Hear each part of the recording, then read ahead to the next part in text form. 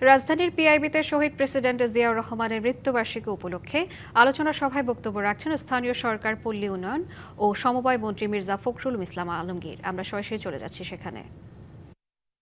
মানুষের চিন্তা ভাবনার ঐক্য বাহিনী বিভিন্নভাবে আপনার এসে সমস্ত রাজনৈতিক দলগুলোকে ধ্বংস করে দিয়েছিল।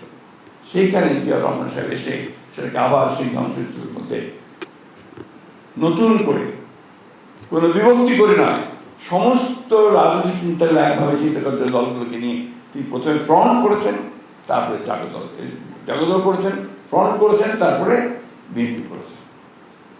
মূল বিষয়টাই ছিল সবাইকে নিয়ে করা, রিকনসিলিয়েশন করা, সবাইকে নিয়ে সামনের দিকে এগিয়ে যাওয়ার চেষ্টা করা।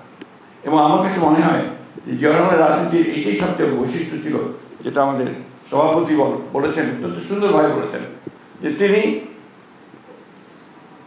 বাংলাদেশকে কারো শত্রু বানাতে চাননি।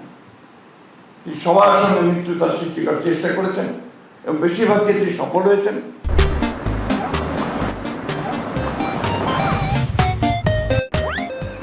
এবং সেই সফলতা নিয়ে তিনি সামনের দিকে এগিয়ে গেছেন।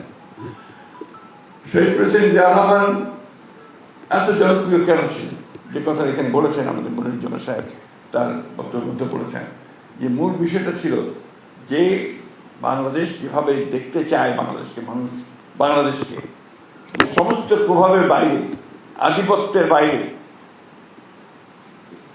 আমরা আমাদের নিজেদের পায়ে নিজেরা দাঁড়াবো, সেই বিষয়টা দেখতে চায় বাংলাদেশের মানুষ।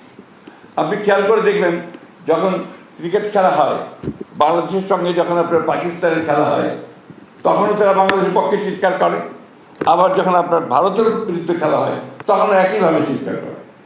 অর্থাৎ এই দুটো বলয়ের মধ্যে কোনোটাকে আমরা ওইভাবে যেতে চাই না, কারো কাছে যেতে চাই না।